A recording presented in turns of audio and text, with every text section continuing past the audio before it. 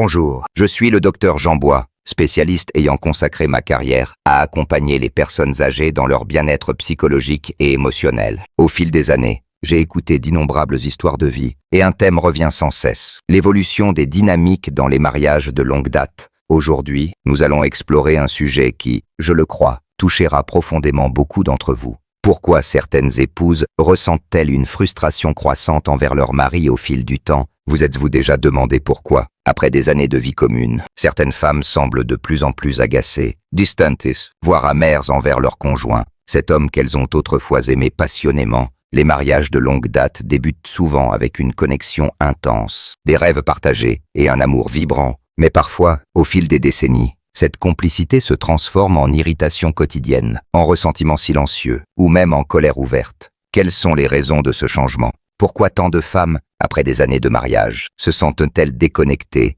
épuisées ou désabusées vis-à-vis de la personne avec laquelle elles ont choisi de partager leur vie? Dans cette exploration, nous plongerons dans les causes profondes de ce phénomène, des besoins émotionnels en mutation aux frustrations accumulées au fil du temps. Nous examinerons les schémas clairs qui mènent les mariages à glisser lentement vers la tension, souvent de manière si graduelle que ni l'un ni l'autre des partenaires ne s'en rend compte, jusqu'à ce que l'amour ait laissé place à la rancœur, à la frustration ou au regret. Mais voici une bonne nouvelle. Comprendre ces schémas peut vous aider à y voir plus clair, que ce soit dans votre propre mariage ou dans celui d'une personne proche. En repérant ces signaux, il est encore possible de changer de cap, de renouer des liens et de reconstruire une relation qui vous apporte à nouveau de la joie. Restez avec moi jusqu'à la fin, car les raisons de ce changement pourraient bien vous surprendre. Il ne s'agit pas simplement de petites plaintes quotidiennes ou d'irritations passagères. Des facteurs psychologiques et émotionnels profonds façonnent les relations au fil des années, souvent à l'insu des couples eux-mêmes.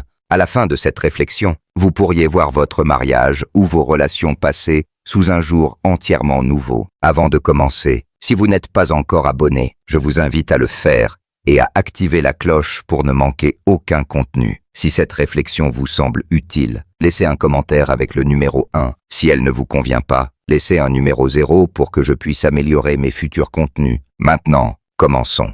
1. Une charge émotionnelle non reconnue. L'une des principales raisons pour lesquelles les épouses développent du ressentiment envers leur mari au fil des années est la charge émotionnelle non reconnue. Pendant des décennies, les femmes portent souvent le poids invisible de la gestion des relations, du foyer et des besoins familiaux, sans recevoir de véritable reconnaissance ou appréciation. Cette charge émotionnelle ne se limite pas aux tâches physiques comme cuisiner ou ranger la maison. Elle englobe le travail mental et émotionnel invisible qui maintient une famille unie, se souvenir des anniversaires, organiser les emplois du temps, planifier les événements familiaux et veiller à ce que chacun soit pris en charge. Ces responsabilités incombent souvent aux femmes. Après des années à assumer ce rôle, l'épuisement s'installe. Beaucoup d'hommes estiment que leur contribution financière suffit à remplir leur part du contrat marital, mais le mariage va bien au-delà de l'aspect financier. Il exige de l'effort, une présence émotionnelle et une reconnaissance des contributions de l'autre. Si une épouse passe des décennies à tout gérer,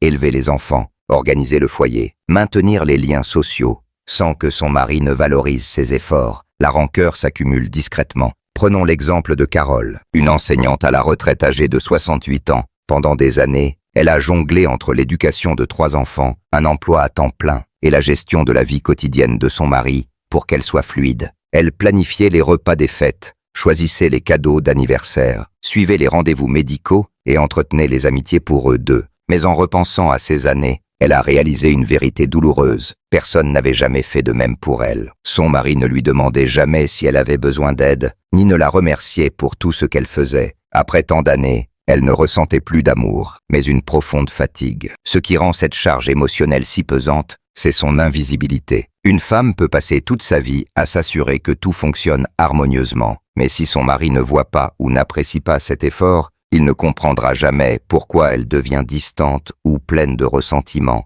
Ce n'est pas qu'elle a subitement changé, c'est qu'elle a atteint ses limites. De plus, la perception de la reconnaissance évolue avec le temps. Au début du mariage, un simple « merci » ou un compliment pouvait suffire. Mais après des décennies, si un mari présume que sa femme continuera toujours à tout gérer sans effort de sa part, il transforme involontairement leur relation en une dynamique où elle se sent plus comme une gouvernante qu'une partenaire. Lorsque ce sentiment s'installe, l'amour s'efface, remplacé par la frustration et l'épuisement émotionnel. La vérité est que les femmes ne se réveillent pas un matin en décidant de ressentir de la rancœur. Ce sentiment se construit à travers des milliers de petits moments où elles se sentent invisibles. Si cela vous semble familier, si vous vous êtes déjà senti sous-estimé dans votre relation, sachez que vous n'êtes pas seul. C'est une expérience partagée par de nombreuses femmes, souvent sans qu'elles s'en rendent compte avant des années. Puis, se sentir comme une colocataire plutôt qu'une épouse. Une autre raison majeure de la frustration croissante est le sentiment de devenir une colocataire plutôt qu'une épouse. Ce changement, bien que douloureux, est fréquent dans les mariages de longue date. Les premières années sont souvent marquées par l'excitation, la passion et une connexion émotionnelle profonde. Mais avec le temps, si les partenaires cessent d'investir dans leur relation, la romance s'estompe, laissant place à une coexistence qui ressemble davantage à celle de deux personnes partageant un espace commun. Ce glissement ne se produit pas du jour au lendemain, il s'installe progressivement. Cela peut commencer par l'absence de petits gestes tendres, comme un « bonne nuit » ou une conversation profonde. Puis, les routines prennent le dessus, les mêmes horaires, les mêmes habitudes, les mêmes échanges superficiels. Un jour, une femme réalise qu'elle et son mari ne sont plus vraiment connectés. Ils partagent peut-être des repas ou regardent la télévision ensemble. Mais l'intimité a disparu. Elle ne se sent plus désirée, ni vouée, ni aimée. Prenons l'exemple de Linda, une infirmière à la retraite de 67 ans. Au début de son mariage, elle et son mari riaient ensemble, faisaient de longues promenades et partageaient en leurs rêves. Mais au fil du temps, leurs conversations se sont raccourcies. Il a cessé de lui demander comment s'était passée sa journée. Il passait des heures devant la télévision ou en silence. Et petit à petit, ils ont commencé à vivre des vies parallèles sous le même toit. Le plus douloureux, il ne semblait même pas remarquer ce changement. Pour lui, tout allait bien. Mais pour Linda, tout avait changé. Ce glissement se produit parce que beaucoup d'hommes supposent qu'une fois mariés, le travail est terminé. Ils pensent que leur simple présence à la maison suffit, oubliant qu'une relation nécessite un effort constant pour s'épanouir. Ce qu'ils ne réalisent pas, c'est que lorsqu'une femme se sent émotionnellement déconnectée pendant des années, cela ne la rend pas seulement seule. Cela nourrit son ressentiment. Les femmes ont besoin d'intimité émotionnelle autant que physique. Elles veulent se sentir désirées, appréciées et engagées dans des conversations significatives. Un mari qui cesse de faire des efforts, de flirter, de complimenter ou de montrer un intérêt sincère devient peu à peu une source de frustration. Lorsqu'une femme ne se sent plus désirée, elle commence à se demander « Pourquoi suis-je encore là ?» Une réalité douloureuse est que beaucoup de femmes tentent de réparer cette situation avant d'abandonner. Elles expriment leurs besoins, demandent plus de connexion, plus d'affection. Mais si ces appels sont ignorés ou accueillis par de l'indifférence, elles finissent par arrêter d'essayer. Et une fois qu'une femme cesse de chercher à renouer, la distance émotionnelle devient souvent irréparable. Si cela vous parle, si vous avez déjà ressenti le poids d'une déconnexion émotionnelle dans votre mariage, sachez que vous n'êtes pas seul. C'est une expérience que beaucoup de femmes vivent, souvent en silence. Si vous trouvez ces réflexions pertinentes, laissez un commentaire avec le numéro 2 ci-dessous pour me montrer que vous êtes là. Votre engagement m'encourage à continuer à créer du contenu qui vous soutient. 3. Les conflits non résolus qui s'accumulent. Un autre facteur majeur de ressentiment est l'accumulation de conflits non résolus, les petites disputes, les déceptions et les blessures émotionnelles qui n'ont jamais été véritablement abordées s'entassent avec le temps, transformant des frustrations mineures en une rancœur profonde. Beaucoup de couples prennent l'habitude d'ignorer les problèmes plutôt que de les affronter. Cela commence souvent par des choses apparemment insignifiantes, un commentaire blessant, un anniversaire oublié, une dispute laissée sans résolution. Au début, une femme peut laisser passer, pensant que cela ne vaut pas la peine d'en faire un drame. Mais au fil des ans, ces petites blessures s'accumulent, une excuse oubliée par-ci, une attente déçue par-là, et bientôt, elle réalise que son mari l'a blessée de 1000 petites manières, aucune assez grave pour briser le mariage seul, mais ensemble. Elle crée un fossé émotionnel. Prenons l'exemple de Patricia, une comptable à la retraite de 64 ans. De l'extérieur, son mariage de plus de 40 ans semblait stable, mais à l'intérieur, elle portait des années de ressentiment. Elle se souvenait de chaque fois où ses sentiments avaient été ignorés, où ses besoins avaient été minimisés, où son mari avait fait des promesses qu'il n'avait jamais tenues. Elle avait tenté d'exprimer ses frustrations, mais elles étaient souvent balayées d'un revers de main avec des phrases comme « Tu exagères ». « Oh, c'était il y a des années. Pourquoi en parler maintenant ?» Avec le temps, elle a cessé de se battre, d'attendre du changement. et de voir son mari comme quelqu'un qui se souciait vraiment de ses émotions. Ce schéma est très courant. Les femmes s'accrochent à la douleur parce qu'elles n'ont jamais obtenu de véritable résolution émotionnelle. Lorsqu'un homme ignore ou minimise à plusieurs reprises les préoccupations de sa femme, il envoie, intentionnellement ou non, le message que ses sentiments n'ont pas d'importance. Cette négligence émotionnelle alimente le ressentiment comme peu d'autres choses. Un autre aspect destructeur des conflits non résolus est la manière dont il modifie la perception qu'une femme a de son mari. Au début du mariage, elle le voit comme un partenaire, un ami, quelqu'un qui la comprend. Mais lorsque les conflits s'accumulent sans résolution, ses sentiments positifs s'estompent.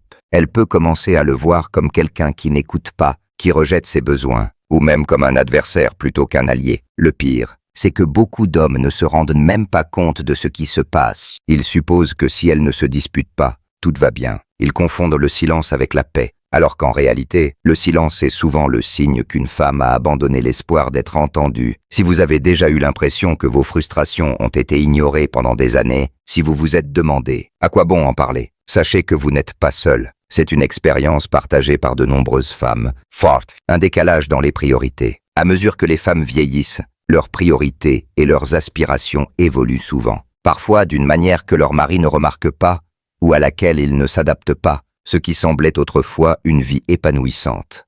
Élever des enfants, gérer un foyer, soutenir la carrière de son conjoint, peut commencer à ressembler à un chapitre clos. Beaucoup de femmes atteignent un stade où elles aspirent à autre chose, une connexion émotionnelle plus profonde, un épanouissement personnel ou une nouvelle forme d'indépendance. Mais si leur mari reste ancré dans les mêmes routines, inconscient de ces changements, cela crée une fracture douloureuse. Pendant des années, de nombreuses femmes mettent leurs propres rêves et besoins de côté pour le bien de leur famille. Elles se concentrent sur l'éducation des enfants, la stabilité du foyer et le soutien à leur mari. Mais une fois les enfants partis, une fois que le foyer demande moins d'attention, elles réalisent qu'il manque quelque chose. Si leur mari continue d'attendre la même dynamique qu'il y a 20 ou 30 ans, cela peut laisser les femmes se sentir piégées dans une vie qui ne les satisfait plus. Prenons l'exemple d'Hélène, une bibliothécaire à la retraite de 68 ans. Pendant des décennies, elle s'est consacrée à sa famille, organiser les projets scolaires, planifier les vacances et créer un foyer chaleureux.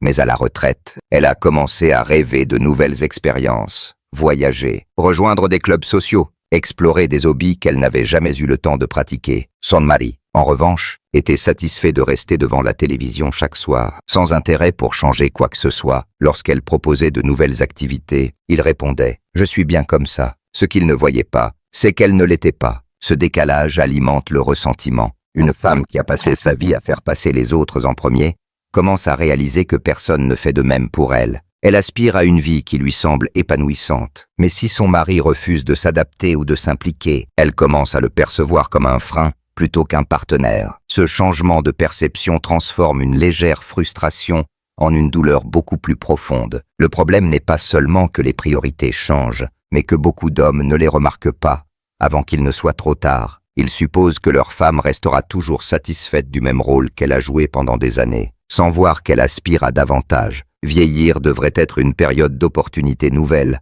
pas seulement de routine. Lorsqu'une femme sent qu'elle continue de grandir tandis que son mari stagne, le ressentiment ne vient pas seulement de l'ennui, mais du sentiment d'être retenue dans la vie qu'elle souhaite vivre. Si cela vous parle, si vous avez déjà eu l'impression que vos aspirations ont changé tandis que votre mari reste figé dans ses habitudes, sachez que vous n'êtes pas seul. Si ces idées vous semblent précieuses, laissez un commentaire avec le numéro 4 ci-dessous. Votre engagement m'encourage à continuer à créer du contenu qui vous soutient. Un manque d'affection émotionnelle et physique. L'une des raisons les plus douloureuses pour lesquelles les épouses développent du ressentiment est la perte progressive de l'affection émotionnelle et physique. Bien que chaque mariage évolue avec le temps, lorsque l'affection disparaît presque complètement, les femmes se sentent profondément indésirées, mal aimées et déconnectées de la personne dont elles étaient autrefois si proches. Au début d'une relation, il y a souvent de la chaleur, des câlins, des baisers, des gestes d'amour qui font qu'une femme se sent chérie. Mais au fil des ans, beaucoup d'hommes deviennent trop à l'aise, oubliant que l'affection n'est pas une phase passagère,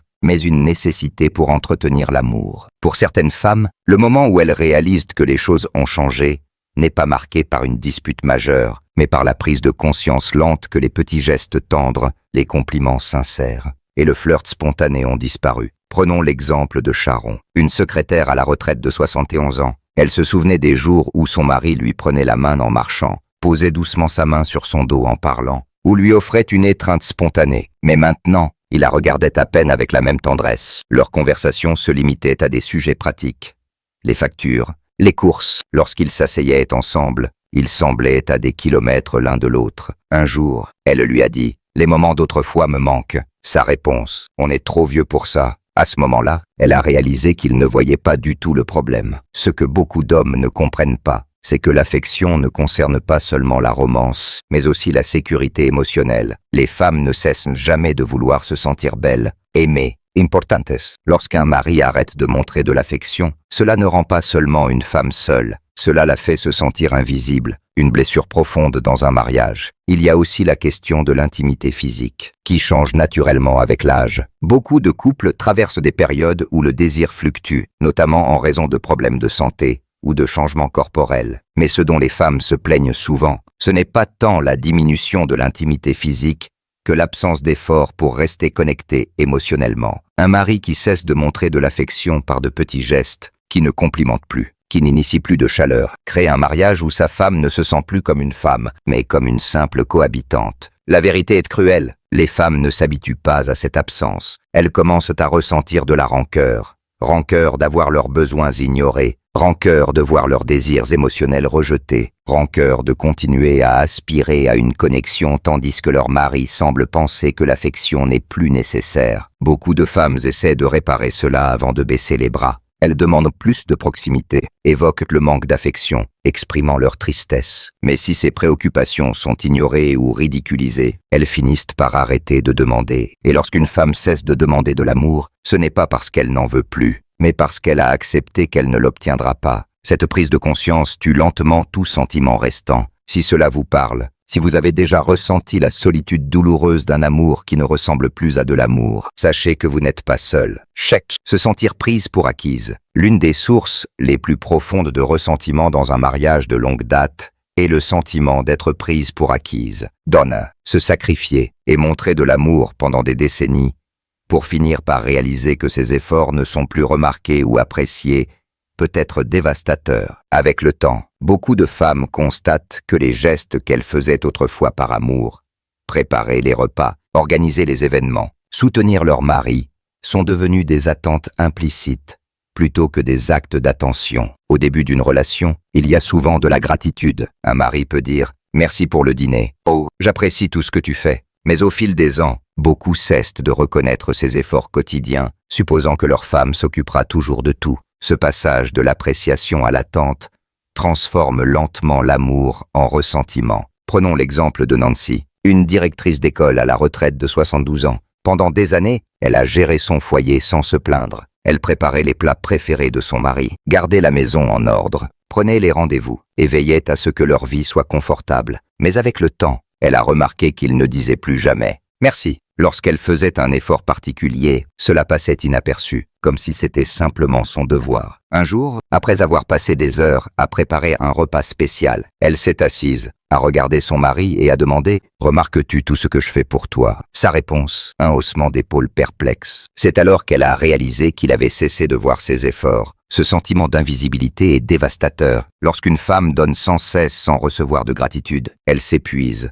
Après assez de temps, elle perd l'envie de continuer à donner. Le problème n'est pas seulement que les hommes cessent d'exprimer de l'appréciation, mais qu'ils ne réalisent souvent pas l'ampleur des efforts de leur femme. Une femme qui gère les détails du foyer, se souvient des anniversaires, soutient son mari émotionnellement et maintient la relation peut sembler forte de l'extérieur, mais intérieurement, elle peut se sentir vidée et invisible. Ce que beaucoup d'hommes ne comprennent pas, c'est que l'appréciation ne demande pas grand-chose. Un simple « merci »,« je vois tout ce que tu fais » ou un compliment inattendu peuvent suffire à faire sentir à une femme qu'elle est aimée et remarquée. Mais lorsque ces gestes disparaissent, la connexion émotionnelle s'effrite. Si vous avez déjà eu l'impression de donner sans cesse, sans recevoir de reconnaissance, si vous vous êtes demandé si vos efforts comptaient encore, sachez que vos sentiments sont légitimes. Si ces réflexions vous semblent précieuses, laissez un commentaire avec le numéro 6 ci-dessous. Votre engagement m'encourage à continuer à créer du contenu qui vous soutient.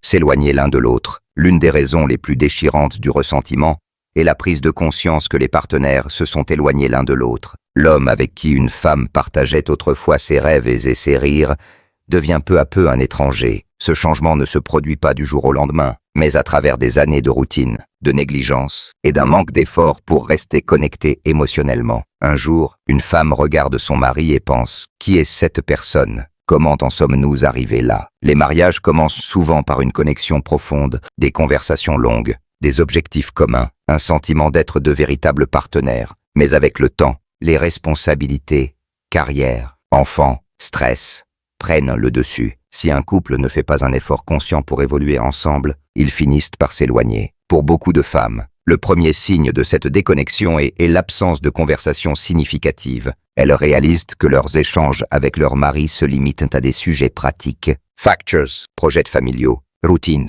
La curiosité pour les pensées et les sentiments de l'autre s'estompe. Lorsqu'elles tentent d'aborder un sujet important, il répond par des phrases courtes ou indifférentes. Et peu à peu, elle arrête d'essayer. Prenons l'exemple de Margaret, une assistante sociale à la retraite de 64 ans. Quand elle et son mari étaient plus jeunes, ils passaient des nuits à parler de leurs rêves, de leurs peurs et de leurs projets. Mais avec le temps, leurs conversations sont devenues superficielles. Lorsqu'elle demandait son avis sur quelque chose d'important, il grognait ou changeait de sujet. Quand elle essayait de partager ses nouveaux centres d'intérêt, il écoutait à peine. Elle a réalisé qu'elle vivait avec quelqu'un qui ne la connaissait plus vraiment. Cette déconnexion est encore plus douloureuse lorsque les femmes constatent que leur mari ne semble pas s'en soucier. Pendant qu'elles ressentent profondément la solitude, beaucoup d'hommes continuent comme si de rien n'était, supposant que l'absence de conflit signifie que tout va bien. Mais pour une femme, la déconnexion émotionnelle est aussi douloureuse qu'une dispute ouverte. Une autre réalité est que les centres d'intérêt divergent.